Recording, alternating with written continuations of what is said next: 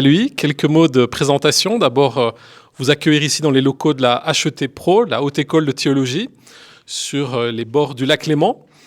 Et puis, on a la chance aujourd'hui de connecter les deux Rivieras. Voilà, la Riviera vaudoise, puisque nous sommes ici au bord du lac Léman, mais avec notre invité, la Riviera peut-être la plus connue, qui est celle de la Côte d'Azur, puisqu'il nous vient des contreforts de Nice, où se trouve le centre Arocha. Et donc, il nous présentera aussi cette organisation, qui est une organisation chrétienne, qui a à cœur l'écologie, et puis en tout cas aussi de former les chrétiens, de les informer, de les former, de les sensibiliser, de les mobiliser autour des questions d'écologie. Alors, Jean-François Mouot, quelques mots sur notre invité. Il a une formation d'historien, il a fait un doctorat. Et en cherchant sur Internet, j'ai vu que tu as travaillé sur les Acadiens, qui étaient des migrants français perdus en Amérique du Nord, entre le Québec, le Canada et puis aussi la Louisiane. Et donc, tu as travaillé ces questions, aussi pas mal la question de l'esclavage. Alors, quel est le lien entre cela et l'écologie ? Si vous voulez le savoir, vous pourrez vous procurer ce livre, Des esclaves énergétiques. Et donc, ce qui est intéressant, c'est qu'à partir de ce travail d'historien, tu as pu montrer aussi comment cela avait des répercussions sur toutes les questions écologiques qui nous préoccupent aujourd'hui. Alors le thème, vous l'avez vu pour cette rencontre, c'est aussi de réfléchir de manière vraiment informée sur toute cette situation auquel nous sommes confrontés de plus en plus, ces changements climatiques, l'impact que ça a sur la faune, la flore, sur notre vie quotidienne, et de savoir est-ce que toutes ces mauvaises nouvelles que nous entendons, mois après mois, année après année, est-ce que ça va juste accroître l'anxiété et le désespoir, et on le voit chez beaucoup de jeunes, ou au contraire, est-ce que nous avons, en tant que chrétiens, aussi des raisons d'espérer ? Alors, merci d'être avec nous aujourd'hui, et je te cède tout de suite la parole. Merci David. Je crois que j'ai le micro, pas besoin de micro supplémentaire. Bonjour à toutes et à tous, merci de m'avoir invité, je suis ravi d'être là aujourd'hui avec vous. Je ne vais pas beaucoup présenter l'association Arocha parce que vous pouvez le découvrir assez facilement en allant regarder un petit peu les sites internet. Alors, je précise tout de suite que je suis directeur de Arocha France, mais Arocha, c'est une association chrétienne qui a été fondée par un pasteur anglais au Portugal, d'où le nom Arocha qui veut dire tout simplement le rocher en portugais. Et c'est donc une association qui va fêter ses 40 ans cette année, puisque c'est 40 ans en 1983 que cette association a été fondée donc par Peter et Miranda Harris, qui était un couple missionnaire anglais installé au Portugal. Et aujourd'hui, Arocha existe dans une vingtaine de pays du monde. Donc je représente aujourd'hui la branche française.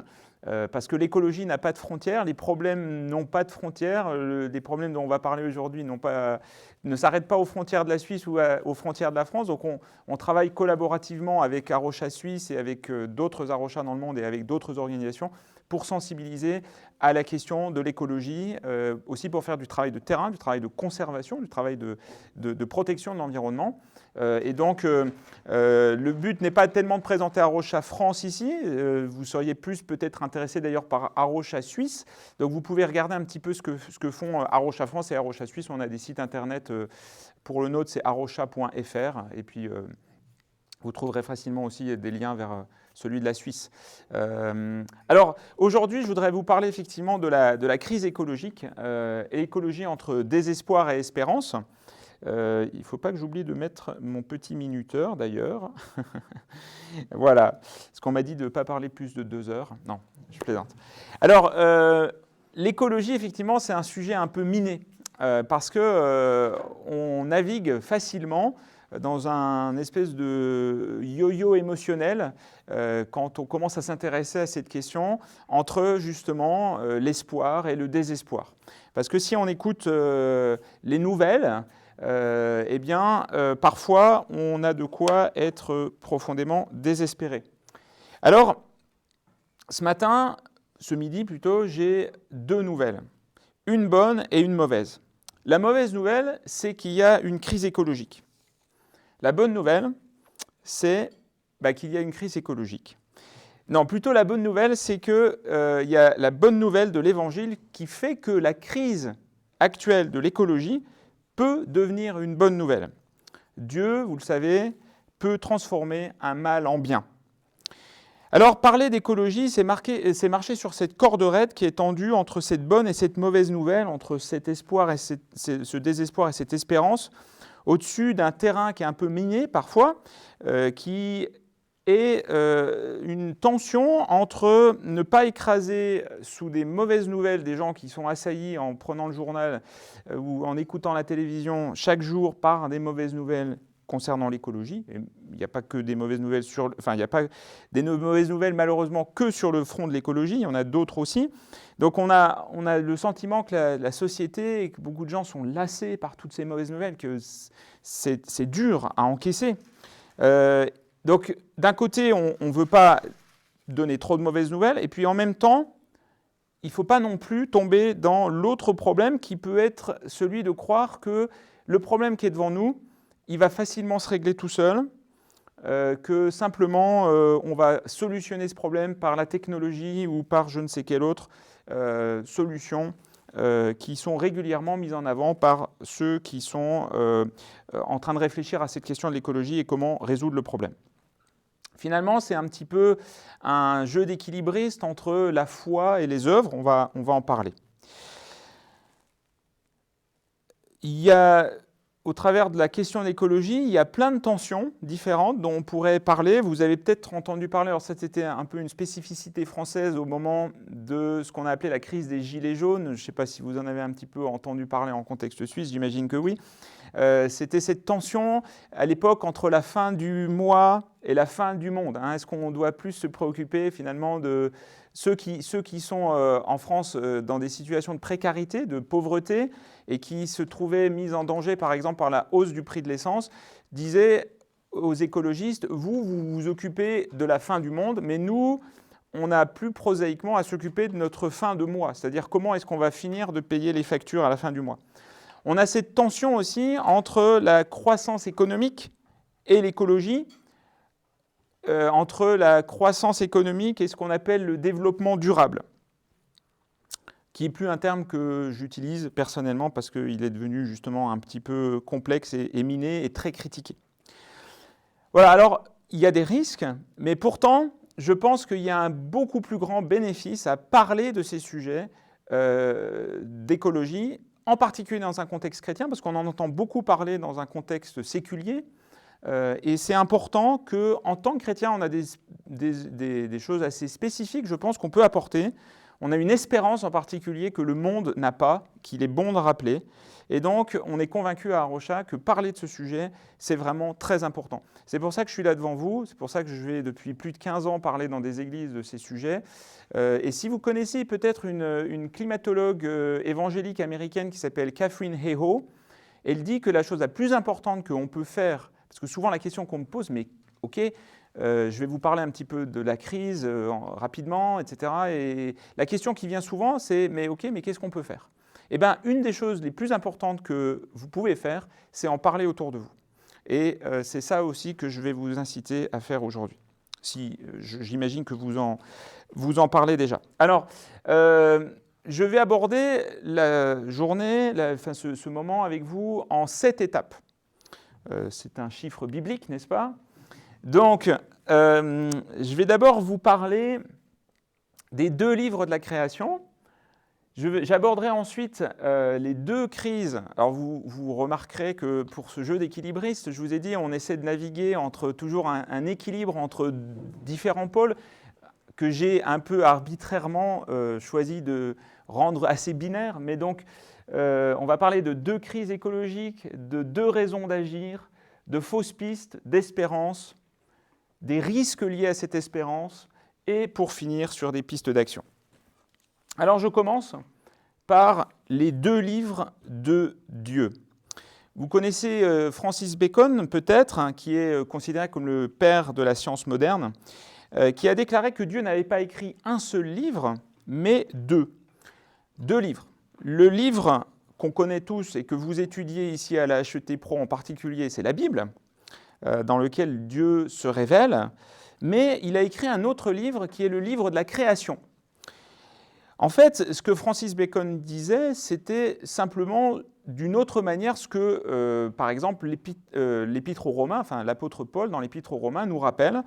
Romains 1, 20, je cite, « Les perfections invisibles de Dieu, sa puissance éternelle et sa divinité se voient comme à l'œil nu depuis la création du monde quand on les considère dans ses ouvrages. » Ou encore le psaume 19 qui dit « Les cieux racontent la gloire de Dieu et l'étendue manifeste l'œuvre de ses mains. » Ce qui est intéressant, c'est que loin de s'opposer, ce livre de la Bible, donc la révélation de Dieu au travers de la Bible et la révélation de Dieu au travers de sa création, ne s'opposent pas du tout, mais en fait montrent une étonnante convergence. Parce que les deux livres nous disent en fait la même chose. D'abord, les deux livres, quand on les étudie, nous révèlent le même diagnostic. Ce diagnostic, c'est que la création souffre. La Bible nous dit clairement que la création va mal et souffre, et là je cite par exemple, mais il y aurait d'autres passages, Romains 8, versets 20 à 22, « Car, dit l'apôtre Paul, la création a été soumise à la vanité, non de son gré, mais à cause de celui qui l'y a soumise, avec l'espérance qu'elle aussi sera affranchie de la servitude de la corruption, pour avoir part à la liberté de la gloire des enfants de Dieu. Or, nous savons que jusqu'à ce jour, la création tout entière soupire et souffre les douleurs de l'enfantement. » Donc la création, elle souffre. Elle souffre. Il y a déjà une petite notion d'espérance là, qui est introduite dans cet épître, parce qu'elle souffre comme dans les douleurs de l'enfantement. Donc il y a un but à cette souffrance. Et le but, c'est quelque chose de nouveau. Et pour tous ceux qui ont traversé les douleurs de l'enfantement, on supporte mieux, enfin je parle un peu facilement parce que ça m'est pas arrivé, mais on supporte un petit peu mieux les douleurs de l'enfantement parce qu'on sait que derrière, le beau bébé qui va naître nous fait plus facilement accepter cette souffrance. Alors ça, c'est ce que nous dit la Bible sur la création et sur la souffrance de la création va mal. Mais la science nous dit aussi la même chose, comme on va le voir en détail juste après. Et là encore, étonnante convergence, parce que la Bible et la science, finalement, nous disent aussi que les causes de la maladie, il y a une convergence, les causes de la maladie, en fait, c'est le cœur de l'homme. La Bible nous dit qu'il y a un gros problème dans le cœur de l'homme, c'est le problème qu'on appelle le péché.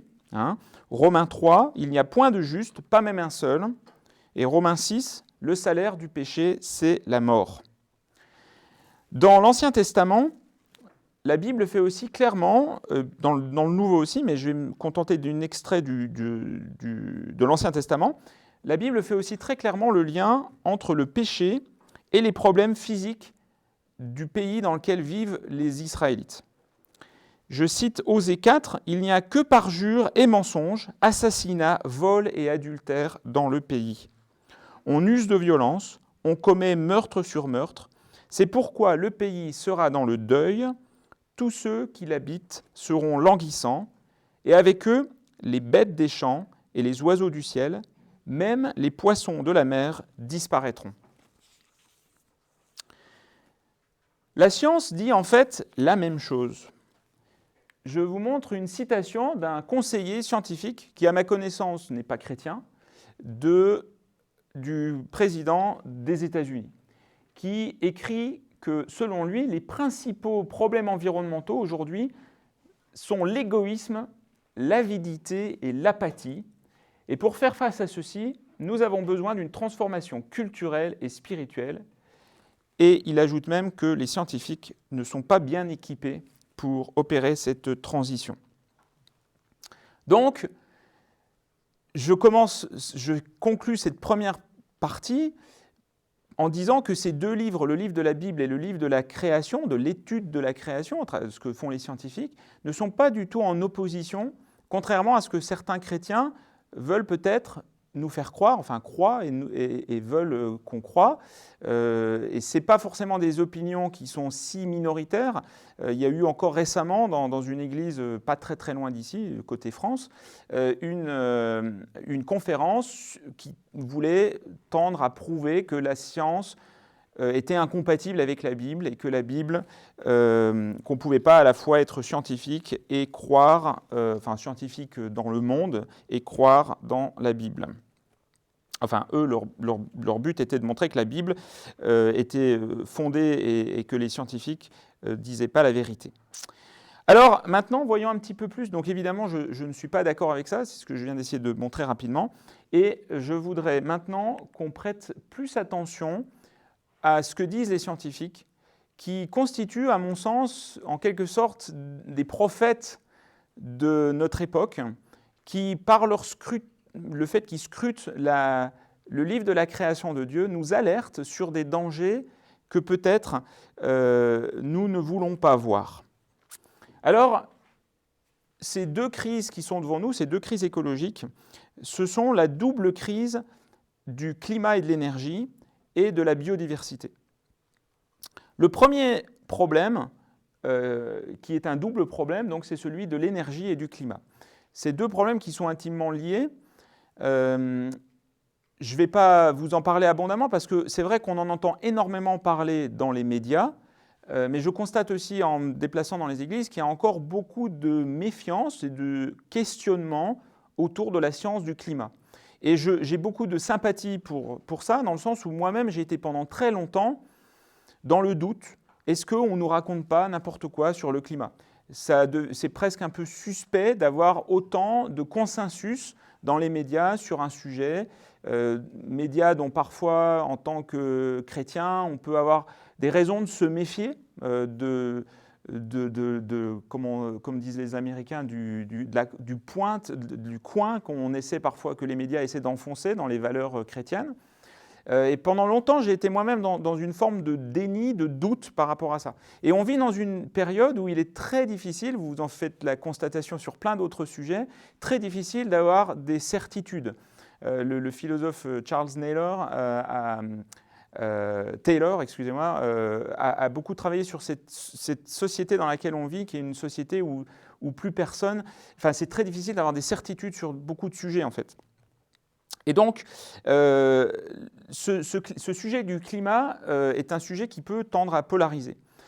Mais je dirais que même si vous n'êtes pas totalement convaincu sur la question du climat, et on pourrait d'ailleurs, je pourrais vous proposer des ressources, on a fait un certain nombre de webinaires qui se trouvent sur notre chaîne YouTube, sur par exemple, qu'est-ce qui nous permet en tant que chrétien d'être assez convaincu qu'il y a un vrai problème de réchauffement climatique qui est dû à l'origine humaine. Parce qu'il n'y a plus beaucoup de gens qui nient le fait qu'il y a un réchauffement climatique, mais il y a encore un certain nombre de gens, selon deux études qui sont parues en France l'année dernière, environ 40% des gens ont encore des doutes sur est-ce que le réchauffement qu'on observe est bien d'origine humaine, et bien principalement d'origine humaine. Parce que là encore, il y a des nuances, il y a certains qui reconnaissent, etc. Donc il y a plein de raisons, je ne vais pas rentrer dans les détails, mais on peut en reparler dans la section des questions, mais il y a plein d'indicateurs qui montrent que c'est bien le cas, qu'il y a bien un réchauffement climatique et que c'est bien corrélé aux émissions de gaz à effet de serre d'origine humaine. Et c'est important de redire ce point parce qu'encore une fois, statistiquement, il est possible que dans cette salle, il y ait 40% des gens qui se posent encore des questions à ce sujet.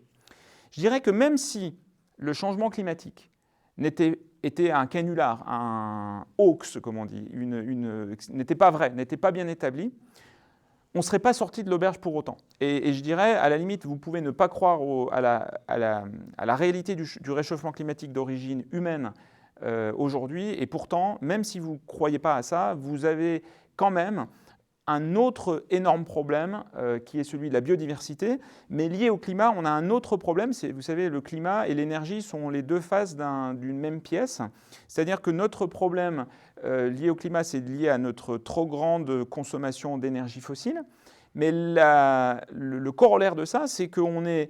Donc, imaginons qu'on élimine le problème du changement climatique. L'autre problème, c'est qu'on est énormément dépendant aux énergies fossiles et que de toute façon, même s'il n'y avait pas le problème climatique, on a un autre problème qui est bien connu depuis 150 ans, c'est celui de ce qu'on appelle la finitude des ressources. C'est-à-dire que, imaginez qu'il y ait cette quantité-là de pétrole, parce que ça ne se renouvelle pas à l'échelle de l'histoire humaine, cette quantité-là de pétrole disponible, ce qu'il y a dans mon verre, pour toute l'humanité pour les 50 000 prochaines années, et bien quand on boit dans le verre, ce qui me permet de boire en même temps, le verre il se vide et il ne se remplit pas. Donc on sait qu'on a un défi énergétique important devant nous avec une raréfaction et une consommation toujours supérieure de pétrole, de charbon et de gaz. On se trouve pris dans une forme de dépendance qui est dangereuse, comme le prouve par exemple la crise actuelle, la guerre entre la Russie et l'Ukraine, où la Russie a utilisé la question du gaz pour faire pression sur les Européens pour qu'ils n'interviennent pas. Alors ça n'a pas fonctionné vraiment pour l'instant, mais comme on dit dans les cercles protestants, la messe n'est pas dite parce que la guerre n'est pas finie et on ne sait pas comment les opinions publiques européennes pourraient réagir si demain il n'y a plus de gaz pour chauffer nos maisons, etc., etc.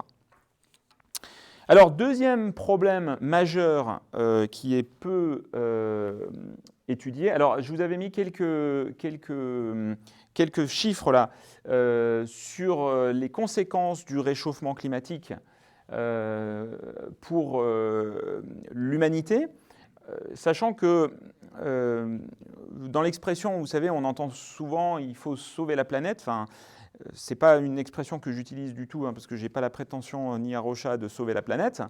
Soyons clairs, il n'y a qu'un seul sauveur, c'est Jésus-Christ. Mais souvent, on oppose de façon artificielle la préservation de la nature avec le développement humain.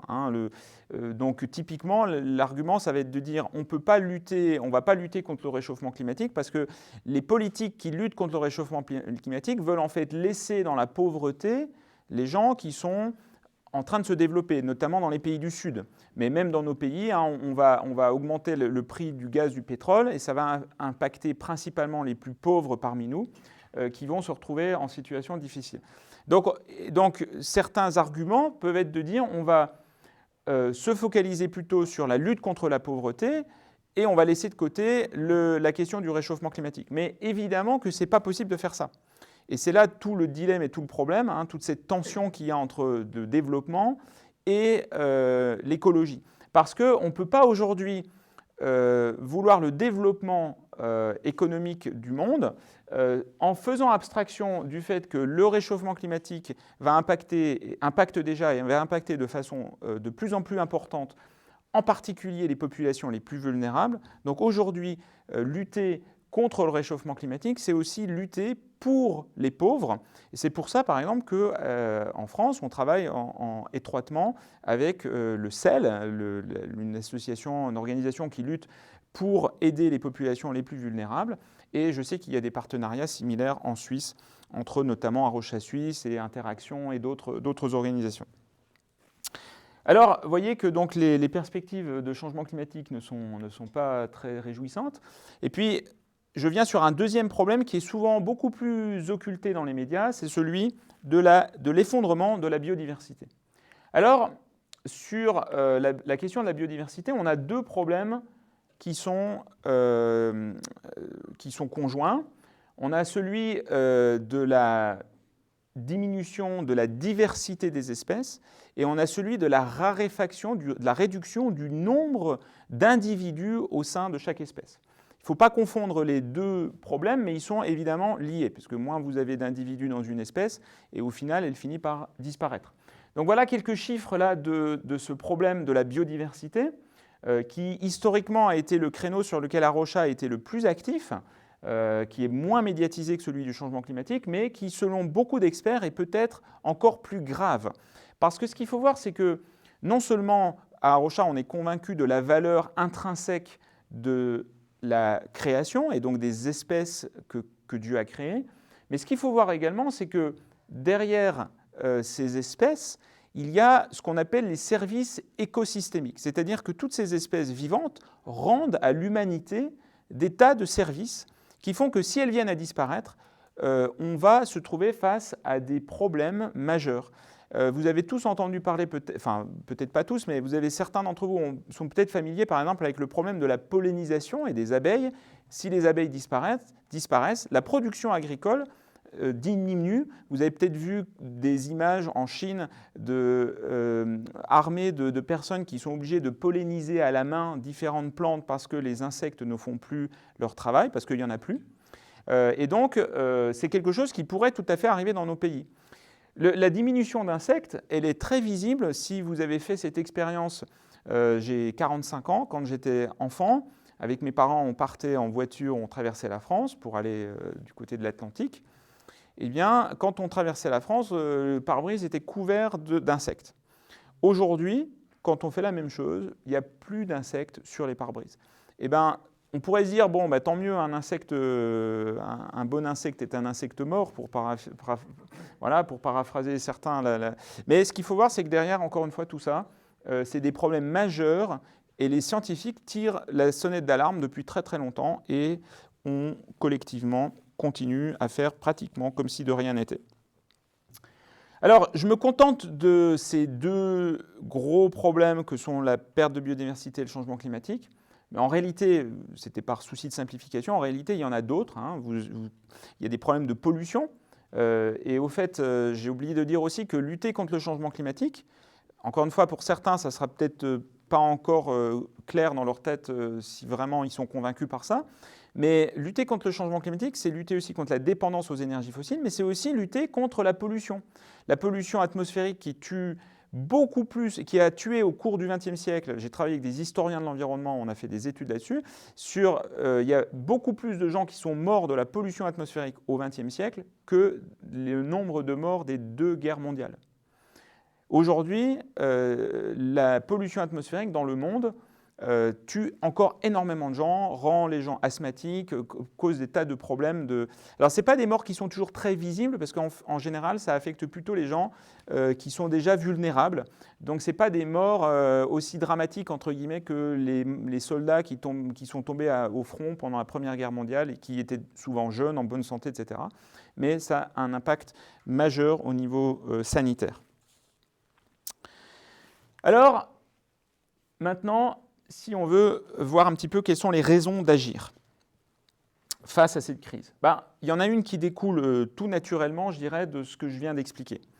La crise écologique, elle affecte tout le monde, elle va affecter encore plus tout le monde demain, et donc on va être en première ligne, nous, humains, Suisses, Français, habitants de la planète Terre, et on partage avec nos frères et sœurs en condition humaine, une condition humaine commune qui fait qu'on ne peut pas rester les bras ballants à attendre que ce que les scientifiques nous annoncent et nous prédisent depuis tant d'années se produise sans qu'on ne fasse rien. Donc je dirais, la première raison, c'est des raisons liées à notre condition humaine commune, des raisons qui ne sont pas spécifiquement chrétiennes. Mais je pense aussi qu'en tant que chrétien, on a des outils supplémentaires, on a des injonctions et un devoir d'obéissance supplémentaire qui devrait nous inciter à justement pas rester les bras ballants. La première de ces raisons, c'est que la Bible nous donne un mandat clair de cultiver et garder le jardin, cultiver et garder la création de Dieu. Et je pense que Dieu nous demandera des comptes par rapport à la façon dont on a géré ce qu'il nous a laissé en responsabilité pour le faire fructifier et le garder. Donc ça, c'est ce qu'on va trouver dans la Genèse, notamment des passages que je ne vais pas redonner parce que c'est un peu la tarte à la crème de toutes les conférences sur l'écologie dans le milieu chrétien. Donc je ne vais pas m'attarder là-dessus, je vais m'attarder plutôt sur un deuxième point qui est celui des 2 principaux commandements de la Bible. Quand Jésus est interrogé par un pharisien sur quels sont les 2 plus grands commandements de la Bible, il répond, vous le savez, j'imagine, aimer Dieu et aimer son prochain comme soi-même. Or, on ne peut pas respecter ces 2 commandements de Dieu et se désintéresser de ce problème majeur que je viens d'exposer dans la deuxième partie de mon exposé, et se dire finalement ça ne nous concerne pas, ou ce n'est pas notre priorité en tant que chrétien, parce que ça serait commettre une profonde injustice. Et la Bible encore et toujours et régulièrement, nous rappelle l'importance de la justice pour que Dieu nous entende et nous écoute. Si vous ne pratiquez pas la justice, Isaïe 58, etc., eh bien, ne vous étonnez pas que je ne réponds pas. Troisième point, dans cette injonction d'obéir à la Bible et d'écouter la parole et la sagesse de la Bible, c'est toutes les mises en garde contre la convoitise et l'argent, tous les appels à une vie simple qu'on retrouve tout au long des chapitres de l'Ancien et du Nouveau Testament. Là, pareil, on pourrait détailler les injonctions à ne pas multiplier maison sur maison, les injonctions de Timothée 6,8 qui dit si la piété avec le contentement est source de grands gains, si donc nous avons la nourriture et le logement, cela nous suffira. Et qui continue sur l'amour de l'argent est une des racines de tous les maux. Donc cet appel de Jésus-Christ et des apôtres et de la Bible tout entière à une vie simple devrait aussi nous conduire naturellement à être méfiants vis-à-vis de notre société de consommation qui nous incite perpétuellement à être insatisfaits et à vouloir toujours plus. Dernier point, avant-dernier point, c'est celui de l'importance de l'évangélisation. Je suis convaincu qu'aujourd'hui, un message chrétien qui passe à côté de la crise écologique devient de moins en moins audible. Quand vous demandez à n'importe qui dans la rue qui n'est pas chrétien, vous leur dites « c'est quoi pour vous les évangéliques ?» Qu'est-ce qu'ils vont vous sortir? S'ils sont un petit peu au courant de l'actualité, ils vont vous parler de Trump, de Bolsonaro. S'ils sont un petit peu sensibles à l'écologie, ils vont vous dire « pour moi, c'est des gens qui s'opposent aux valeurs de l'écologie ». Etc. Il y a plein de raisons, on pourra en discuter, ce que j'appelle des packs idéologiques, qui font que souvent les évangéliques, par exemple, se retrouvent sur des packs idéologiques opposés sur à peu près tous les sujets avec quelqu'un, par exemple, qui serait dans un parti politique très à gauche, sensible à l'écologie. À Rocha, on essaie de faire un peu des ponts entre ces packs idéologiques qui souvent se parlent peu. Mais aujourd'hui, être chrétien, vouloir parler de l'évangile à des gens, parler d'un évangile qui ne parlerait pas de cette crise écologique, alors que c'est souvent, selon pas mal de statistiques, il y a une enquête qui est parue l'année dernière, qui dit que 75% des jeunes dans les pays, il y avait 6 ou 7 pays du monde, dont la France, je ne crois pas la Suisse, mais je ne serais pas étonné que ce soit les mêmes chiffres à peu près en Suisse, 75% des jeunes, aujourd'hui, trouvent le futur effrayant. C'est le mot qu'ils utilisent. Comment aller parler à des jeunes aujourd'hui quand leur préoccupation, c'est de se dire « mais les générations au-dessus de nous sont en train de mettre en l'air la planète et de détruire notre avenir ». Certains se suicident à cause de cette situation de la planète ou sont dans des formes de dépression, d'éco-anxiété, etc. Comment aller parler de l'Évangile? Pourtant, on a plein de choses à dire. Mais comment aller parler de l'Évangile dans un contexte comme ça si on se détourne de cette question? Donc, ne pas parler de l'écologie aujourd'hui, c'est un risque de contre-témoignage. Et à l'inverse, parler d'écologie, je pense que c'est une opportunité assez incroyable pour parler justement de notre espérance. Espérance pas seulement pour la nouvelle création, mais pour notre espérance aussi aujourd'hui. Je vais y venir.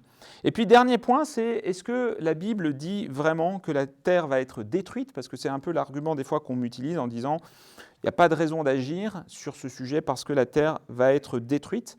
Alors, outre que c'est un raisonnement qui me paraît assez difficilement soutenable, parce que je dis souvent, personne, aucun pasteur ne va dire mes amis, nous allons tous être sauvés. Donc, nous allons vivre dans un corps renouvelé avec Dieu. Donc, allez-y, roulez à contresens sur l'autoroute, ça n'est pas grave. Fumez autant que vous voulez parce qu'au final, de toute façon, tout ça n'a pas d'importance. Jésus va nous sauver. Je pense qu'on voit bien la limite dans cette analogie un petit peu provocatrice. On voit bien la limite et c'est un petit peu la même chose avec la planète. On ne sait pas, j'ai cette espérance que Jésus va revenir un jour, mais on ne sait pas quand. Nul ne sait ni le jour ni l'heure. Et je n'ai pas envie de laisser une planète invivable à mes enfants qui, eux, vont devoir vivre peut-être toute leur vie avec les conséquences de la façon dont moi j'agis. Alors, je passe aux 2 fausses pistes. D'abord, je vais aller un petit peu plus vite. D'abord, je dirais que dans le monde, il y a 2 espérances, 2 espoirs peut-être, qui sont faux, ou en tout cas qui nous amènent sur un mauvais chemin, à mon avis. Le premier, c'est cette espérance dans la technologie. La technologie va nous sauver. C'est typiquement, si vous connaissez un petit peu Elon Musk, ben, c'est pas très grave. Alors, c'est une version, ça pourrait être une version séculière de cette problème chrétien que je viens de citer, c'est de se dire, bah, finalement, c'est pas grave si on trash la planète, si on la détruit, parce qu'on va aller vivre sur Mars après. Hein, on va aller coloniser Mars, ou alors on va tous rouler en Tesla, et donc il n'y aura plus de problème. Bah, je crois que les choses sont un petit peu plus compliquées, et quand on regarde un petit peu, et on a la chance aussi dans le monde protestant d'avoir quelqu'un comme Jacques Ellul par exemple, qui a beaucoup insisté sur les dangers de la technique, sur les limites de la technique et sur le fait de ne pas avoir une foi dans la technique qui serait mal placée, et de garder notre foi en Dieu. Deuxième piste, souvent évoquée dans les milieux écologistes séculiers, c'est celui d'un changement de nature humaine. Que finalement, par la rééducation, par l'éducation, par la formation, tous les gens vont devenir en quelque sorte bons, gentils et devenir de bons écologistes. Et que finalement, les seuls responsables sont juste les multinationales, les Américains et les Chinois. Mais nous, une fois qu'on a compris le problème, on va tous devenir des gentils. Malheureusement, je crois que la Bible, là encore, nous immunise un petit peu contre cette croyance que l'homme pourrait se débarrasser finalement du péché. On sait qu'on est tous pécheurs, moi le premier, et donc je n'ai pas cette espérance que même moi tout seul, même bien éduqué, bien informé, je pourrais être une solution face à cette crise écologique. Alors, ça nous amène à quelles sont, en tant que chrétiens, 2 espérances qui peuvent nous accompagner sur ce chemin difficile. Ces 2 espérances, c'est d'abord que Jésus nous accompagne sur le chemin à travers ce qui risque d'être des turbulences importantes et de plus en plus importantes dans le monde, à fur et à mesure qu'on va avancer dans cette crise écologique, qu'on s'enfonce dans cette crise écologique, parce que ne nous y trompons pas. C'est vrai que depuis quelques années, on parle beaucoup plus de l'écologie. Il y a 15 ans, quand je parlais de l'écologie dans les églises, ça intéressait mais personne. Aujourd'hui, ça intéresse plus de personnes. Si j'en compte le nombre d'invitations et d'interventions que je fais, je dirais qu'il y a une claire progression. Mais si on regarde la progression des gaz à effet de serre, par exemple, par contre, on se rend compte qu'elle progresse aussi gentiment, malgré le nombre d'interventions que je fais. Je n'ai pas la prétention d'avoir tout seul un impact sur la coupe globale des émissions de gaz à effet de serre, mais je ne suis pas le seul, on est des centaines, des milliers à parler de ces sujets, etc. Et pourtant, la courbe continue à monter. Mais donc, on va vers des turbulences importantes, mais la conviction et ma foi, c'est que Dieu nous accompagne sur ce chemin. Et heureusement que Dieu m'accompagne, parce que sinon, je peux vous dire que je serais désespéré. Et puis, parce qu'on a aussi, deuxième espérance, cette possibilité de s'appuyer justement sur la promesse de Dieu d'une terre renouvelée, de nouvelles terres, nouveaux cieux, une Jérusalem céleste, la paix, la communion avec Dieu, cette rupture, cette réconciliation finalement, réconciliation cosmique dont parle par exemple 1 Colossiens qui dit que Jésus-Christ par sa mort en fait est venu tout réconcilier puisque notre diagnostic, enfin celui de beaucoup de chrétiens sur le mécanisme de la chute et de la rédemption, c'est que Jésus-Christ est venu nous réconcilier avec lui-même, avec Dieu, mais la vision d'Arocha, c'est que cette réconciliation, en fait, elle est bien au-delà simplement de nous, êtres humains, mais c'est une réconciliation cosmique. Dans Jean 3,16, le verset qui dit « Dieu a tant aimé le monde qu'il a donné son Fils unique afin que quiconque soit sauvé », quiconque croit en lui ne périsse pas, mais qu'il ait la vie éternelle, eh bien ce verset, le terme grec, c'est le cosmos. Alors on pourrait discuter du cosmos, la signification de cosmos dans Jean, mais Dave Bouclès, qui est le directeur de la théologie, docteur en théologie au sein d'Arocha International, qui a fait une recherche un peu approfondie là-dessus, dit que l'acceptation du cosmos en tant qu'univers créé est aussi acceptable. Bien sûr, Jean parle aussi de l'humanité, mais c'est une réconciliation cosmique qui a été accomplie par la mort de Jésus-Christ. Alors maintenant, passons rapidement sur 2 risques Le premier risque, quand on est habité de cette espérance chrétienne, c'est celui de confondre notre foi avec une forme d'insouciance qui peut amener à minimiser le problème. J'entends parfois des gens qui me disent « Oh, mais tu sais, justement, il n'y a pas lieu de s'inquiéter face à cette crise parce que, au final, on sait que ça se termine bien. Hein. » C'est ce que disait Billy Graham. Je suis optimiste parce que j'ai lu la Bible jusqu'à la fin et je sais que ça se termine bien.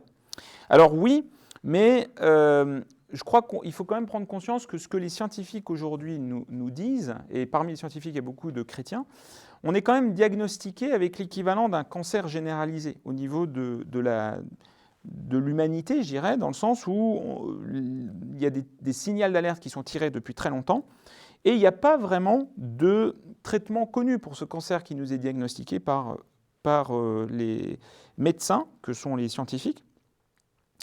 Et je pense qu'il est assez malvenu, en particulier venant de la part de chrétiens, qui iraient dire à des jeunes anxieux qui ne sont pas chrétiens « Ah, vous inquiétez pas, tout va bien aller ».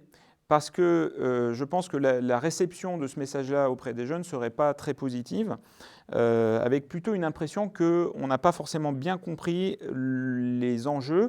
Et je ne pense pas que, encore une fois, si on transpose dans un ministère pastoral, je ne pense pas qu'un pasteur, devant un patient diagnostiqué avec un cancer, ira lui dire « Écoute, vas-y, mollo, pas besoin de s'inquiéter. » Voilà. Je pense que ça passe vraiment par une écoute de la souffrance et un accompagnement qui doit être centré vraiment sur l'empathie. Voilà, deuxième risque possible, c'est celui dont j'ai déjà un petit peu parlé, qui est de l'apathie, de rester les bras croisés, en se disant de toute façon tout ça c'est entre les mains de Dieu et nous, en tant que chrétiens, on n'a pas forcément à nous en mêler. Alors je termine presque avec deux pistes d'action qui sont évoquées. En fait, je vous ai dit, on me demande souvent qu'est-ce qu'on peut faire face à la crise environnementale. Et pour répondre à cette question, à Rocha France, on a publié un petit fascicule, enfin un petit flyer que vous pouvez trouver là, que vous pouvez mettre sur votre frigo, qui donne des pistes. Alors les pistes qu'on donne, c'est premièrement prier. Parce qu'on croit vraiment à la puissance de la prière et à la fois prière de repentance, basée sur 2 Chroniques 7,14, si mon peuple s'humilie, si on prend conscience de notre péché, Dieu peut guérir notre pays. 2 Chroniques 7,14. Et puis aussi par l'importance de la prière d'intercession. J'étais frappé il y a quelque temps de relire dans l'Ancien Testament les épisodes où Abraham intercède pour Sodome et Gomorrhe auprès de Dieu. Et puis les passages aussi extraordinaires dans lesquels Moïse intercède auprès de Dieu suite à l'épisode du veau d'or notamment, et puis un autre épisode aussi, il y a deux épisodes, où Moïse intercède auprès de Dieu pour demander à Dieu d'épargner le peuple qui a péché. Et Dieu se repentit d'avoir voulu punir le peuple, et il ne punit pas le peuple. Et je crois qu'aujourd'hui, en tant que chrétien, je suis un peu gêné par certains chrétiens qui semblent presque se réjouir de la crise écologique en se disant « bien fait pour eux, on l'avait déjà dit depuis longtemps, pécheurs, on mérite, surtout eux méritent la destruction ». Et je ne crois pas que cette prière d'intercession de Moïse soit souvent prise en exemple dans les milieux chrétiens. Ceci dit, ce n'est pas exclusif aux chrétiens, il y a aussi des anarchistes ou des écolos qui semblent aussi se réjouir de la destruction de cette société qu'ils n'aiment pas par ailleurs et qui estiment qu'après l'effondrement, on fera tous un grand barbecue, ça sera sympa. Et ça, c'est pour me dire qu'il faut que j'arrête. Voilà. Alors, je termine juste avec un mot de conclusion.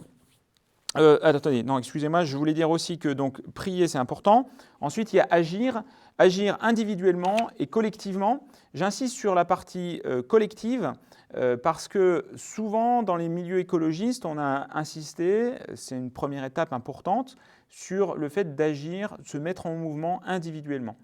et c'est une bonne chose, ça a aussi une valeur d'exemple, mais il ne faut pas oublier qu'il y a une étude qui est parue il n'y a pas longtemps qui dit que quand bien même on deviendrait parfaitement vertueux écologiquement nous-mêmes tout seuls, en faisant un maximum d'efforts pour renoncer à prendre l'avion, rouler en vélo, manger végétarien, etc.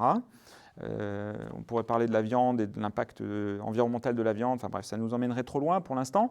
Mais même ça, même si on faisait vraiment un maximum d'efforts, on ne peut pas réussir à réduire plus de 30% environ notre empreinte écologique.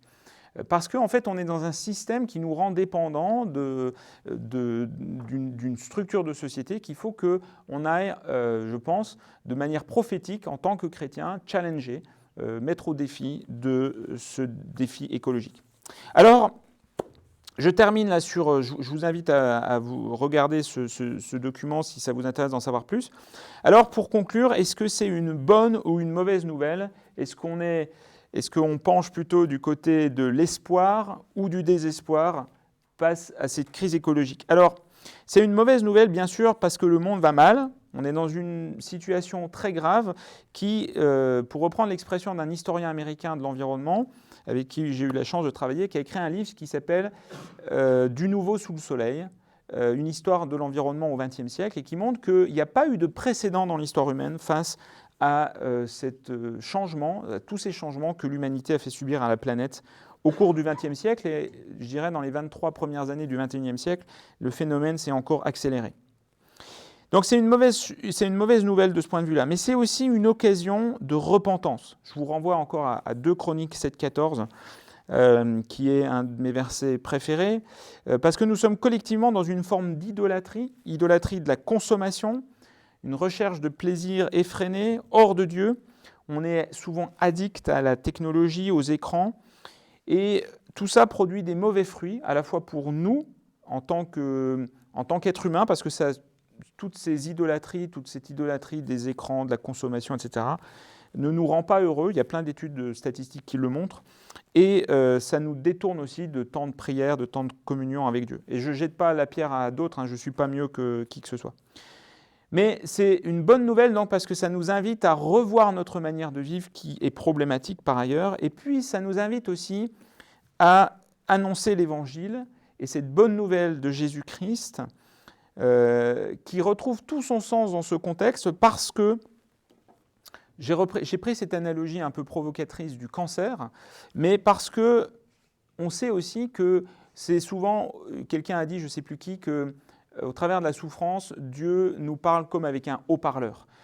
Quand tout va bien dans ma vie, j'ai tendance, et je ne suis sans doute pas le seul, à ne plus tellement écouter Dieu, à faire...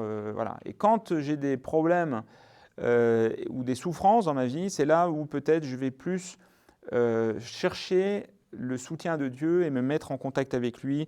Et je pense que Dieu peut utiliser cette souffrance de la planète en ce moment et la souffrance des humains qui habitent cette planète, parce qu'on est complètement interdépendants de la planète, pour nous parler avec un haut-parleur et nous rappeler notre condition de pécheurs et en besoin de rédemption. Voilà, alors si ça vous intéresse d'approfondir un petit peu tous ces sujets, on publie un certain nombre de bouquins sur ces sujets qui creusent un petit peu toutes ces questions. On a aussi sur notre site internet on a une chaîne YouTube sur laquelle vous retrouverez, donc chaîne YouTube Arocha France, sur laquelle vous retrouverez pas mal de vidéos avec des conférences, des webinaires pour approfondir toutes ces questions. Et puis, vous pouvez aussi vous abonner à la lettre de nouvelles, donc où tous les mois, on propose des actions, etc. Là, en ce moment, on a un défi sur le zéro plastique. Donc, par exemple, tout le mois de février, une fois par semaine, on envoie un email pour inciter les gens à changer leurs habitudes par rapport à l'utilisation du plastique. Puis, on a aussi une lettre de prière. Tous les jours, on peut recevoir une lettre de prière sur un sujet en lien avec l'écologie et la foi chrétienne pour inciter les gens à prier. Il y a pratiquement 500 personnes qui reçoivent cette lettre de prière chaque jour aujourd'hui. Voilà, donc je vous invite, vous pouvez même flasher le QR code si vous voulez. Et puis je crois qu'il y a un temps de... Merci pour votre patience, j'ai un peu débordé le temps, mais je suis ravi de prendre des questions si ce que j'ai dit a suscité des réactions. Questions de la salle ou des auditeurs, je crois, puisque il y a aussi des personnes on va qui rester nous là tous suivent. les deux. Donc, merci à Jean-François pour ce parcours qui était très pédagogique et stimulant. Je pense qu'il nous interpelle. Alors ici à la HET, c'est des questions qui nous préoccupent aussi. On a juste un jardin de permaculture à quelques mètres à l'extérieur et on essaie depuis le début de sensibiliser aussi les étudiants et les étudiantes à ces questions. Mais c'est vrai que voilà, on a parfois un peu l'impression que c'est une goutte d'eau dans l'océan de ce qu'il faudrait faire. Et en même temps, voilà, si on ne fait pas ce premier pas, ben, on ne fera jamais les suivants. Et donc, je pense qu'aussi le but de ce Working Lunch, c'est à la fois de faire connaître le travail de Arocha, mais aussi toute cette dynamique qui petit à petit se construit, pas seulement ici en Europe, mais partout dans le monde aussi, d'hommes et de femmes qui cherchent à faire mieux. Et je pense que ça fait aussi partie du message de l'Évangile, de ne pas simplement se contenter du minimum, mais Dieu nous pousse toujours à chercher ce qui est très bon. Il l'a dit dès le commencement. Voilà, j'en dis pas plus. Peut-être on va commencer peut-être par une question ici parmi l'auditoire qui est présent sur place. Et puis, si vous avez des questions via le chat, vous avez quelques minutes maintenant pour les écrire. Et puis, on essaiera de prendre une ou deux questions sur ceux qui suivent sur les écrans. Et puis, on reviendra aussi peut-être à d'autres questions dans l'auditoire.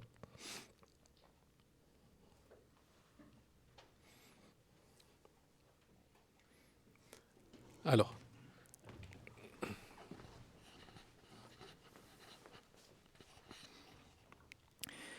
Merci beaucoup tout d'abord. J'essaye humblement de me placer dans la même perspective, grosso modo, de ce que vous avez développé là.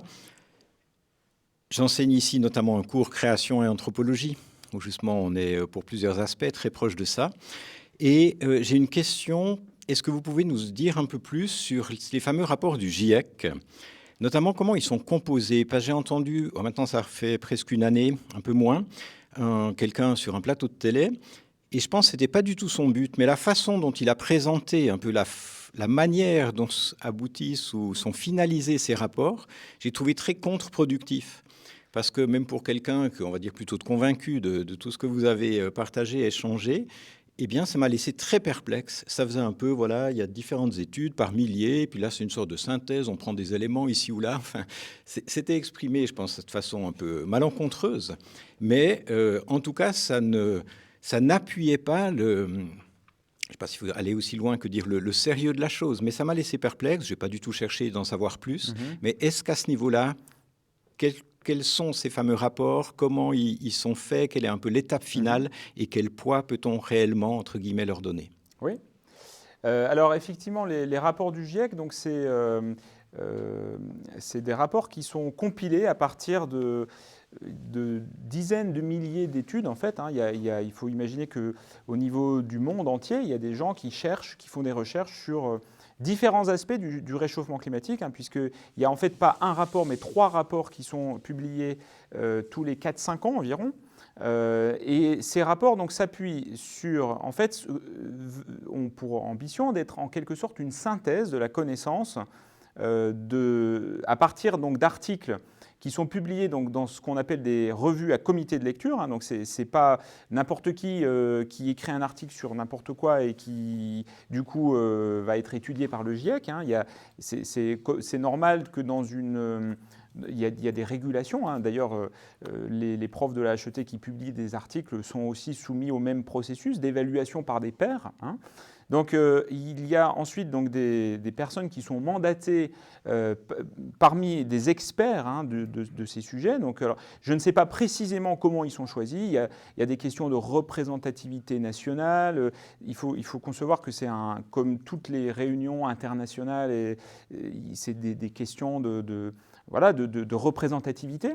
Et puis, donc, ces scientifiques travaillent à synthétiser donc un rapport qui est publié donc, tous les 4-5 ans. Donc, il y a des rapports à la fois qui cherchent à étudier est-ce que le climat se réchauffe enfin, la question, en fait, ne se pose plus comme ça. Il y a un consensus sur le fait que le climat se réchauffe, c'est vraiment d'étudier enfin, à quel degré le réchauffement. Donc, il y a des scientifiques qui vont étudier, par exemple, les glaciers. Il y en a d'autres qui vont étudier les pôles, ils vont faire des carottes dedans. Il y en a d'autres qui vont étudier la température atmosphérique, la température du lac Léman. J'allais dire le lac de Genève, mais... Donc, voilà. Et donc, en fait, toutes ces données qui émènent du monde entier, il y a des mesures satellites, il y en a qui vont étudier les dates de vendange, parce que tout ça, c'est des indicateurs et qui vont, en fait, publier une synthèse. Voilà. Et puis ensuite...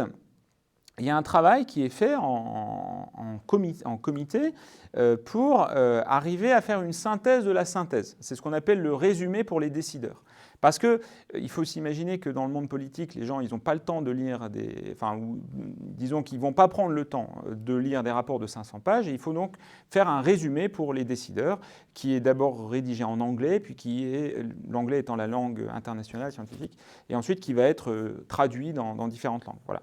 Et donc, il y a des discussions, effectivement. Alors, c'est ça qui attire parfois la controverse chez certains qui ont des doutes par rapport à la façon dont c'est fait, etc. Mais j'y vois personnellement rien de répréhensible. C'est simplement qu'il faut arriver à un résumé. Et c'est des enjeux extrêmement importants, puisque chaque mot compte, en fait. Des décisions après internationales sont prises par rapport à ces résumés.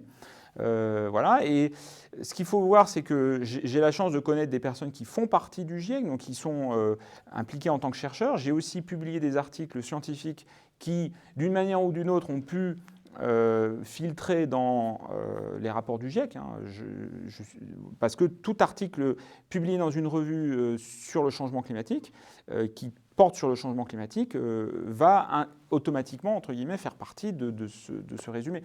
Alors c'est souvent complètement imperceptible. Voilà.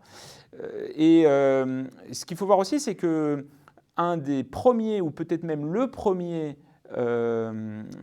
président du groupe 1 du GIEC, donc celui qui étudie le rapport numéro 1, était un évangélique très engagé dans sa foi. Il s'appelle John Houghton. Et d'ailleurs, le dernier rapport du GIEC, celui qui est paru l'année dernière, lui est dédié. Parce qu'il a œuvré, il a eu beaucoup justement de questions sur la méthodologie, etc.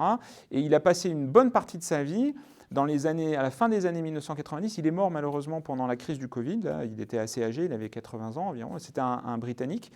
Mais il a passé beaucoup de temps à sillonner notamment les États-Unis pour essayer de convaincre le monde évangélique dont il était issu que ce n'était pas justement un bidonnage de données, contrairement à ce que certains croyaient ou voulaient croire. Je ne sais pas si je réponds à la question. Vous parliez avant de trois rapports. Oui, alors il y a un rapport qui étudie donc la science du climat et comment on connaît le réchauffement, etc. etc. C'est celui qui est souvent le plus attaqué parce que justement, vous savez qu'il y a des théories alternatives qui courent par rapport au réchauffement climatique et qui dit notamment que ce n'est pas les humains par les émissions de gaz à effet de serre, c'est le fait du soleil par exemple.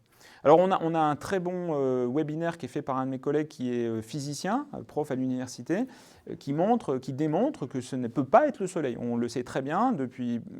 Ça dure 1h30 la démonstration, si ça vous intéresse, c'est sur notre page YouTube. Donc ça c'est la partie physique, les connaissances physiques sur l'élévation des températures, etc.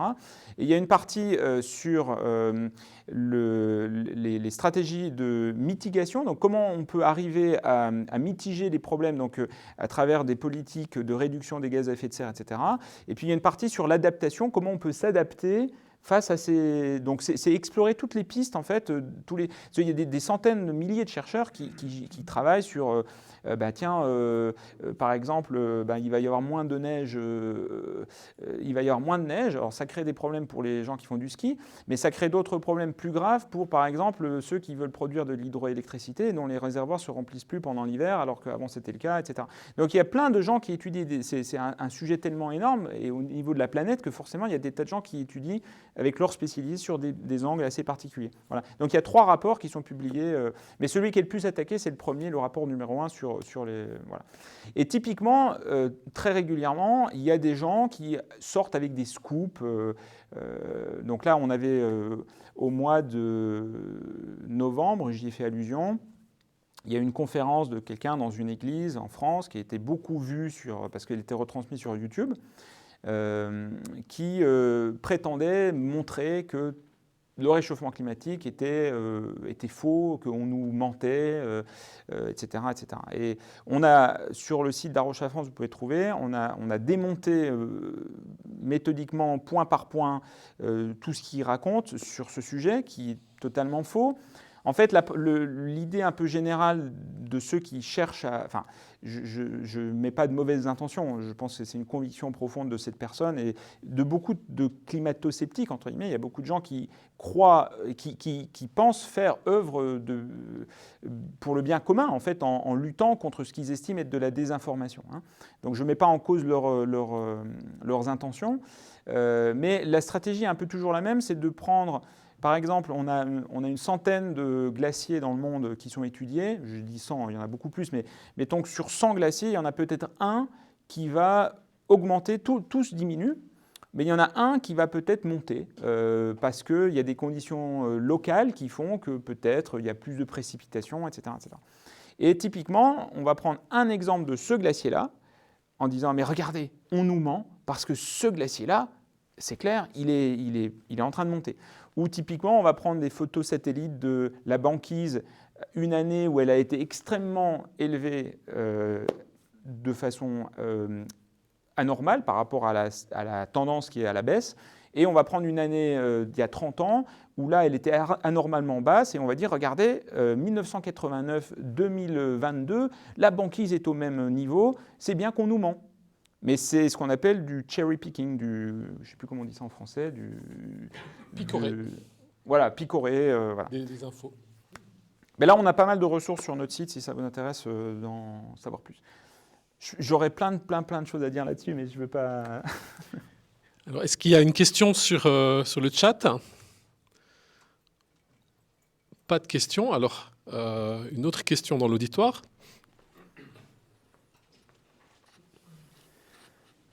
Moi, je suis pas mal interpellé, vous l'avez mentionné, cette différence entre ce qu'on peut faire individuellement puis ce qu'on peut faire communautairement.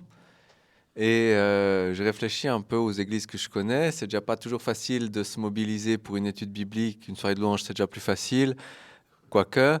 Et puis finalement, on est très bien à regarder le culte en ligne. 25% des évangéliques, sauf erreur, ne fréquentent aucune église. Comment est-ce qu'on avance communautairement? Quelles pistes, peut-être des exemples que tu aurais entendus et qui pourraient aussi stimuler la réflexion? Alors, en Suisse, il y a donc un mouvement, enfin, je ne sais plus comment il faut l'appeler, enfin, en tout cas une organisation qui s'appelle Éco-Église qui s'est créée, qui permet aux églises de s'engager dans une démarche, on va dire, écologiste, et de prendre en compte ces dimensions. Alors, je ne sais pas précisément comment ça fonctionne, mais vous pouvez aller regarder sur le site d'Arocha Suisse, vous trouverez des informations. En France, on a un petit peu quelque chose de similaire qui s'appelle Église verte, qui donc permet aux églises de s'impliquer dans la question de l'écologie au travers d'abord d'un questionnaire qui permet de réfléchir à différents aspects de la vie d'église, que ce soit la façon de se déplacer pour aller à l'église, le contenu des prédications le dimanche, jusqu'aux agapes, la façon dont on va utiliser peut-être des assiettes jetables ou pas, ou des bouteilles en plastique, etc. Donc il y a un questionnaire qui permet un diagnostic et qui permet ensuite de suggérer des pistes de transition, on va dire, sur cette question. Au sein d'Arocha, on propose une autre chose complémentaire qui est, on est en train de créer un réseau de groupes locaux qui permettent, parce que notre constat, c'est que souvent, dans une église, il n'y a pas 50 personnes qui se saisissent en même temps de la question de l'écologie. Il y a encore beaucoup de gens peut-être qui sont dans l'indécision. Souvent, ça prend un déclic. Moi, c'est une lecture d'un bouquin en particulier qui m'a ouvert les yeux sur la gravité de l'enjeu. Et après, j'ai senti vraiment un appel de Dieu de m'engager. Mais cet appel de Dieu, je pense qu'on est tous appelés à s'engager sur cette question. Évidemment, il y a des ministères particuliers, mais je pense que tout le monde ne ressent pas cet appel au même moment. Et en attendant, souvent, il y a peut-être 2 personnes très motivées dans une église donnée et pas 50. Et donc l'idée, c'est au niveau d'une ville ou d'une petite région de créer des groupes de gens qui, ces 2 personnes par église qui sont peut-être intéressées par la question aujourd'hui, de se regrouper pour pouvoir prier ensemble, lire, s'encourager mutuellement et avoir un impact au niveau d'une localité. Donc par exemple, ça peut être de participer avec des associations séculières, laïques, à des actions de nettoyage de berges, etc. Ce qui peut être une bonne occasion aussi, en se mélangeant, en sortant de notre petit confort d'église, de pouvoir aussi se mettre en relation avec des autres personnes qui ne sont pas chrétiens. Et c'est une occasion aussi de parler de l'Évangile, en expliquant pourquoi nous, on est motivés par cette question, etc. Donc il y a plein de possibilités au niveau de l'Église de s'engager, tout en ayant bien conscience qu'aujourd'hui, les pasteurs sont submergés de sollicitations de toutes parts et que l'écologie n'est pas souvent dans leur préoccupation numéro 1. Mais je pense que c'est un sujet qui est tellement en train de monter comme une lame de fond, et pour des raisons, on a vu, qui ne sont pas sur le point de s'arrêter, que je pense que progressivement, les églises vont devoir s'intéresser à les questions. Et c'est un petit peu le paradoxe, c'est que les églises vont peut-être être contraintes de s'y intéresser, mais je préférerais bien sûr, et ça serait beaucoup mieux, si elles s'y engageaient spontanément.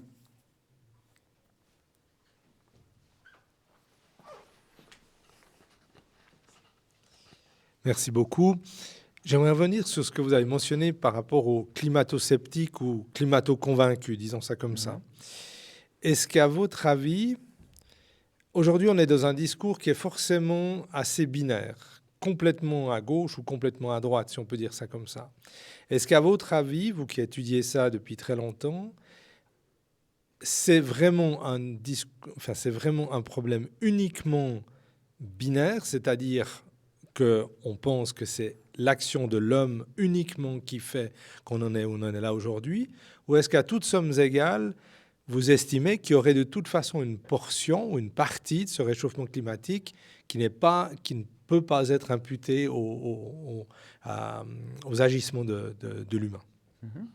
Alors, il n'y a pas de doute que c'est quasiment exclusivement l'action de l'homme. Et il y a plein de raisons qui font qu'on en est sûr. Je vous renvoie, je vais vous dire en 2 minutes quelques arguments clés, mais je vous renvoie à cette vidéo sur notre chaîne YouTube qui s'appelle, je ne me rappelle plus le titre, mais je pourrais vous la repartager, je vous ferai passer l'info exactement. C'est une vidéo avec quelqu'un qui s'appelle Antoine Brett, qui est physicien à l'université, prof d'université, et qui démontre que quand on étudie plein d'indicateurs différents, ils indiquent tous d'abord qu'il y a bien un réchauffement, parce qu'il y en a encore qui continuent à dire, mais on n'est pas tout à fait sûr, et puis qui expliquent bien comment on en est arrivé à l'hypothèse que c'était les hommes, parce que ce n'était pas une évidence, effectivement, hein, votre question est tout à fait pertinente, et comment on a éliminé toutes les autres hypothèses qui font que... Alors, ça ne veut pas dire qu'il n'y a pas une petite fluctuation due au Soleil, parce que le Soleil, c'est bien connu, il y a des cycles de 13 ans qui font une petite évolution régulière, cyclique, qui est bien comptée dans les modèles. Donc il y a une petite influence du Soleil, mais c'est totalement minime. Et ce qui est intéressant de savoir, c'est que ce qu'on sait aujourd'hui, ce sur quoi on est alerté depuis 40 ans, en fait, c'est un physicien français qui, en 1830, qui s'appelle Joseph Fourier, avait déjà expliqué, les amis, en fait, il s'était posé la question, pourquoi est-ce que la planète, aujourd'hui, a une température moyenne de, je ne sais plus combien, 15 degrés, quelque chose comme ça. Je dis peut-être une bêtise, je ne sais pas si c'est le bon chiffre, la température moyenne du globe. Et d'ailleurs, petite parenthèse, pendant très longtemps, réchauffement climatique, quand on me parlait de plus 1, plus 2, plus 3 degrés, je m'en fichais complètement. Je me disais, mais je ne vois pas où est le problème. Le matin, il fait 6 degrés, à midi, il fait 12 degrés, et tout le monde s'en fiche, quoi. En fait, il vaudrait mieux... récemment, quelqu'un m'a dit qu'il vaudrait mieux prendre l'exemple de la fièvre. En fait, quand on a une température moyenne du corps à 37 degrés, si la température passe à 38, c'est pas tout à fait la même chose, température moyenne. Et si elle passe à 39, c'est pas non plus la même chose que 38. Et si on passe à 40, c'est pas non plus la même chose que 38. Donc déjà, chaque degré compte et c'est plus, on parle plus en température moyenne. Mais Joseph Fourier s'est posé la question, pourquoi est-ce que finalement la température moyenne du globe, elle est, mettons, de 15 degrés. C'est pas le bon chiffre, mais voilà. Et en fait, il s'est rendu compte que c'était parce que l'atmosphère du globe était entourée justement de l'atmosphère et que c'est ça qui permettait qu'une partie des rayonnements du Soleil n'était pas renvoyée dans l'espace. Il y avait un phénomène qui emprisonnait une partie, un petit peu comme une couverture empêche le rayonnement de s'échapper. Et donc, il avait constaté que si on ajoutait du CO2, c'est comme si on augmentait un petit peu l'épaisseur de la couverture. Et donc, il avait tout à fait correctement prédit, si on ajoute du CO2, c'était au début de la révolution industrielle, on va réchauffer la planète. Il l'a dit, 1830, vous pouvez voir, donc ce n'est pas du tout une nouveauté. Ça, c'était la théorie. Mais évidemment, à l'époque, il n'avait pas observé le réchauffement. Pourtant, on savait, on commençait à calculer le nombre de CO2 qui était émis dans l'atmosphère. En 1880, il y a un physicien danois qui s'appelle Arrhenius, qui lui, il a calculé, il a pris des feuilles, etc., et il s'est dit, OK, on va faire une simulation de si on double la concentration de CO2 dans l'atmosphère, ça va faire un réchauffement de combien? Et il a calculé de façon assez extraordinaire, parce que c'était tout à la main, mais il a calculé, il arrive à un chiffre qui est à peu près correspondant à celui qu'on observe aujourd'hui. Mais la spécificité d'Arrhenius, c'est qu'il était danois. Et lui, il s'est dit, parce que évidemment c'était en 1880, il s'est dit 2 degrés de plus à Copenhague, c'est plutôt pas mal. Donc on ne va pas trop s'inquiéter. Et c'est que bien des années plus tard qu'on a commencé d'abord dans les début des années 50 à mesurer de façon beaucoup plus précise l'augmentation de la concentration. Il y a notamment un premier observatoire qui a été fait à Hawaï. On s'est mis le plus loin possible de toutes les sources possibles d'émissions, donc émissions industrielles, donc Hawaï en plein milieu du Pacifique. Et tous les ans, vous avez peut-être vu cette courbe qui fait comme ça, mais en montant tout le temps, parce que en fait c'est la respiration. Quand les feuilles d'arbres tombent dans l'hémisphère nord, il y a plus d'hémisphère nord que il y a plus de terre émergée au niveau de la planète dans l'hémisphère nord. Donc quand c'est l'hiver dans l'hémisphère nord, les arbres, les feuilles tombent et il n'y a plus de photosynthèse. Donc il y a moins d'absorption de CO2, il y a de relâchement il y a moins de... Voilà. Donc il y a cette fluctuation annuelle qu'on voit bien, mais la courbe, elle monte en ligne droite depuis 200 ans. Voilà. Donc tout ça pour dire que c'est pas surprenant, c'était prévu et les observations correspondent exactement à ce qui était anticipé depuis 200 ans. Et même les compagnies pétrolières qui ont semé le doute sur la question du réchauffement climatique, il y a une stratégie délibérée dont on fait les frais aujourd'hui de semer le doute, exactement comme les marchands de tabac ont essayé de semer le doute sur la dangerosité du tabac sur les cancers du poumon. Les mêmes stratégies, les mêmes organismes de communication stratégique ont réutilisé les mêmes techniques pour semer le doute délibérément à la fin des années 80, au début des années 90, à partir de ce moment-là, et encore jusqu'à aujourd'hui, pour semer le doute. Mais les compagnies pétrolières il y a un article la semaine dernière qui montre bien ça, ils avaient fait des modèles internes pour se dire, parce que ça remet en cause leur business model, clairement. Donc ils avaient fait des études internes qui montrent bien qu'ils arrivaient au même résultat que les scientifiques du GIEC.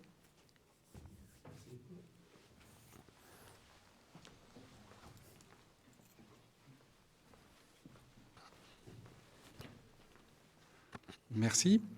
Vous parlez d'actions communautaires tout à l'heure.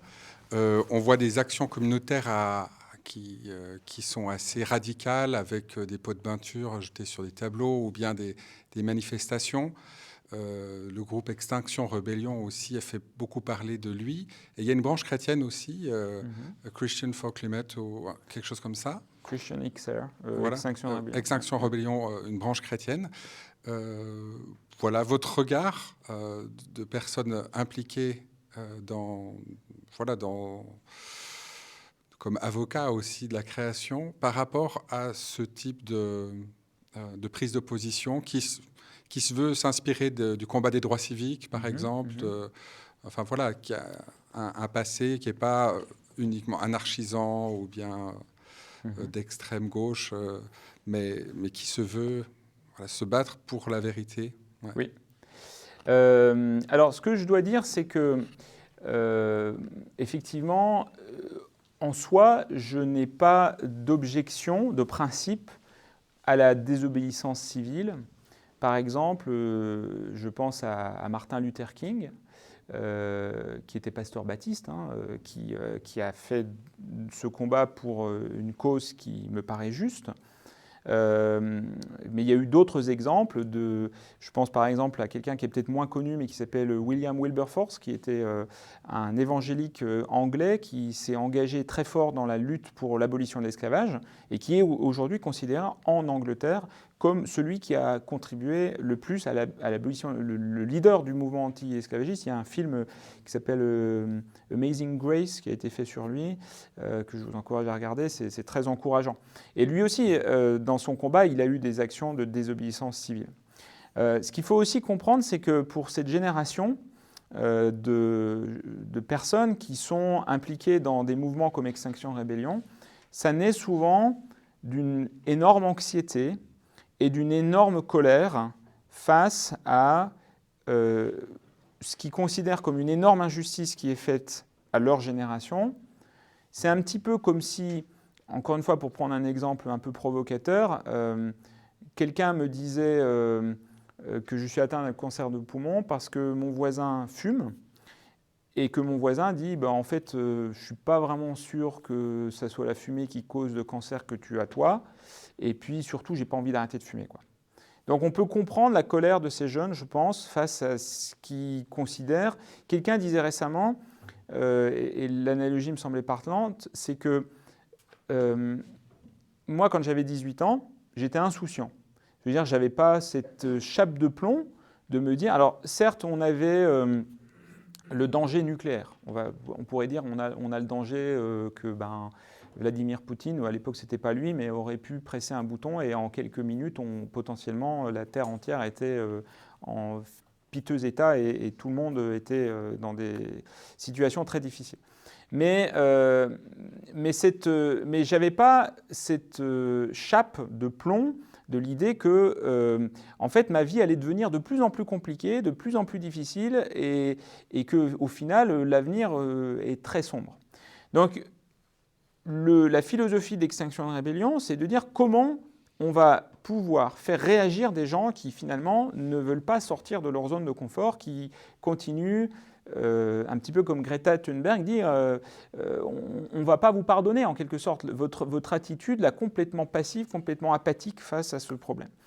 Et plus spécifiquement, l'idée de jeter des pots de peinture sur des œuvres qui d'ailleurs sont toujours recouvertes de verre, donc en fait elles ne sont pas abîmées. À ma connaissance, il n'y a pas eu de dégradation effective. C'est aussi une façon d'envoyer un message qui est de dire, ça fait la une des journaux, ça, vous vous préoccupez plus de préserver des tournesols de Van Gogh en peinture que de la sauvegarde des vrais tournesols dont moi j'aurais besoin pour vivre, etc. plus tard. Donc je crois d'abord qu'il faut avoir... Enfin, moi, je comprends cette démarche d'Extinction Rebellion. Après, il y a la question de est-ce que c'est la bonne manière ? Et c'est là où moi, je ne suis pas engagé dans Extinction Rebellion parce que je ne suis pas convaincu que ça soit forcément la bonne manière. Ce n'est pas forcément celle qui me correspond, en tout cas. Je partage leur préoccupation, leur anxiété. Je ne suis pas anxieux par rapport à ça, parce que je suis peut-être en partie inconscient, peut-être parce que j'ai aussi cette espérance en Jésus-Christ, mais je comprends cette colère, j'ai de la sympathie, de l'empathie pour eux. Et même si ça ne correspond pas à ma façon d'agir, je connais effectivement des chrétiens qui sont engagés dans ces œuvres, dans ces mouvements en Angleterre. J'en ai déjà débattu avec eux. Et même si ça ne correspond pas à ma façon d'agir, je pense aussi que ça contribue, leur combat contribue à faire bouger les lignes. Donc je pense qu'il est aussi utile.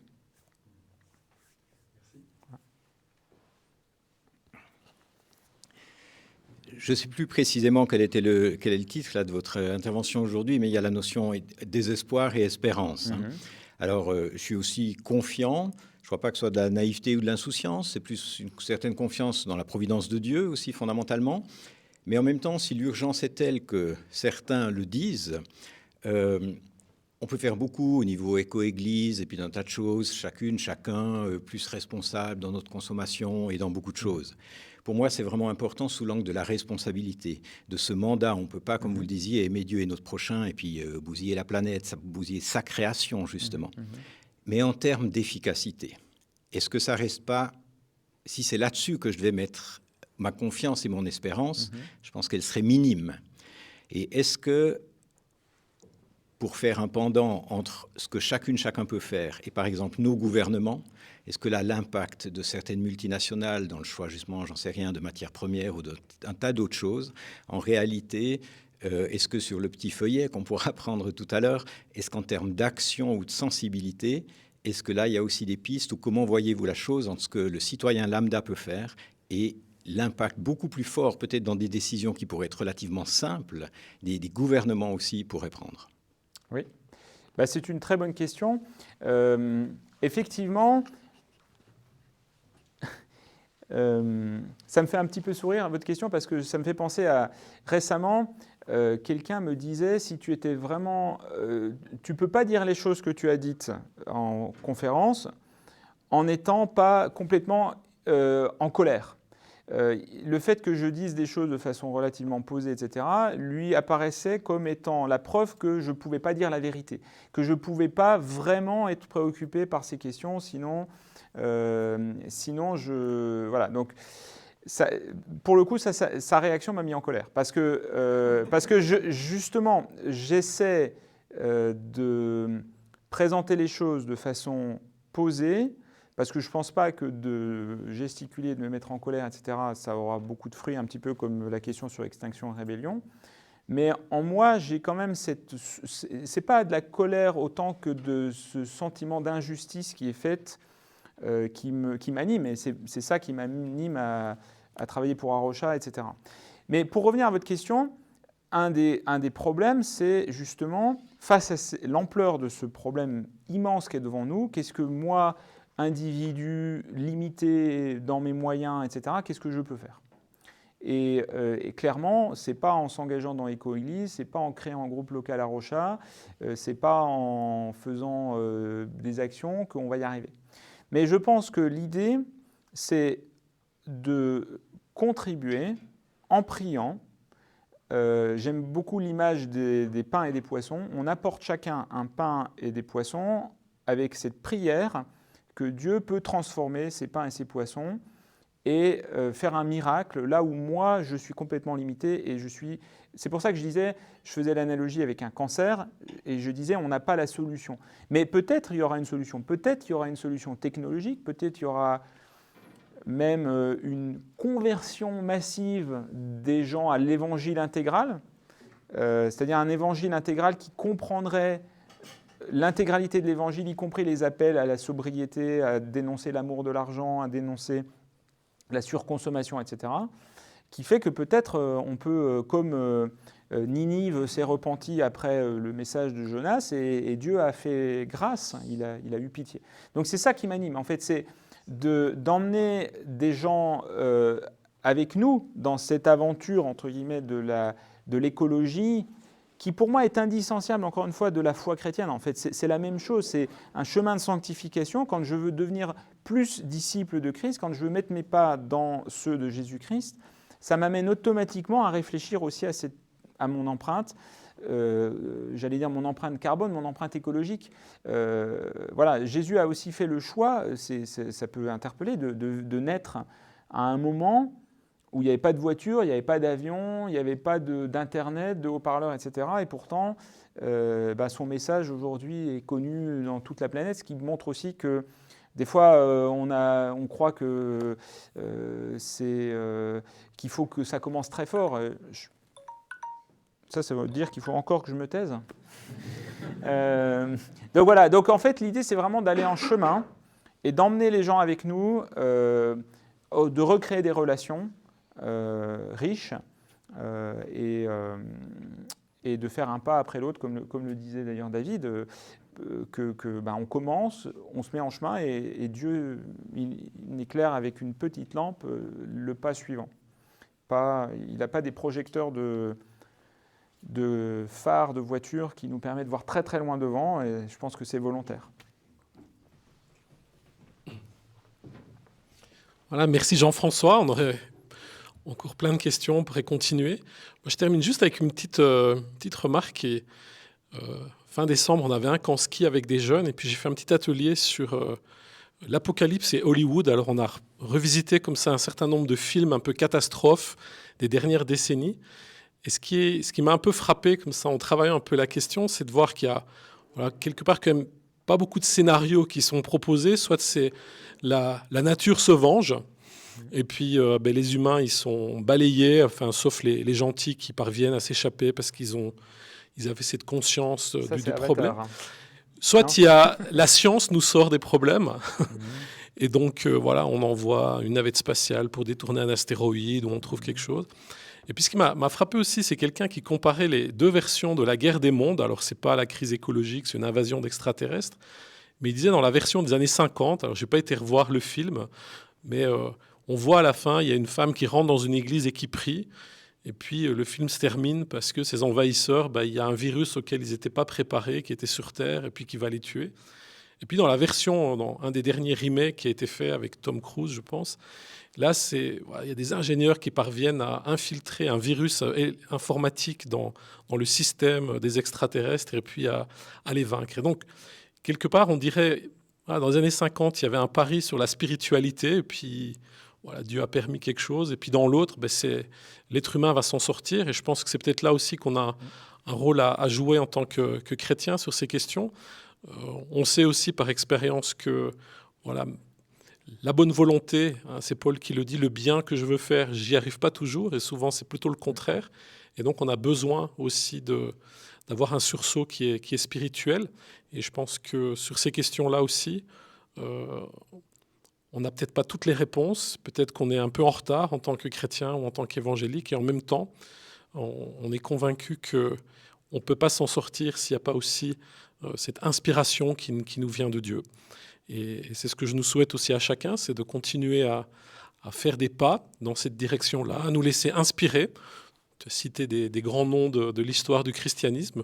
C'est sur d'autres problèmes, en fait, je pense qu'à un moment donné, comme tu l'as dit aussi, il y a une conviction qui nous tombe dessus, qui nous mobilise. Martin Luther King aussi, il a beaucoup hésité, il savait qu'il y avait un prix lourd à payer, puis on dit qu'il a vécu comme ça un soir, un petit peu dans l'intimité, puis Dieu lui a donné un encouragement.